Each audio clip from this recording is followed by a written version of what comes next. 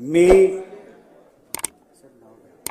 आमशा फुलजी पाडवी विधानसभा सदस्य म्हणून विधानसभा सदस्य म्हणून निवडून आलोने गांभीर्यपूर्वक शपथ घेतो की कायद्याद्वारे स्थापित झाले आहे कायद्याद्वारे स्थापित झालेल्या आहे अशा भारतीय संविधानाबद्दल मी खरी श्रद्धा व निष्ठा बाळगीन।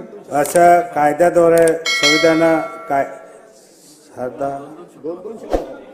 भारताची सार्वभौमता भारताचे सार्वभौमताने व एकात्मताला उन्नत राखीन उन्नत राखेल आणि आम्ही आता जे कर्तव्य मी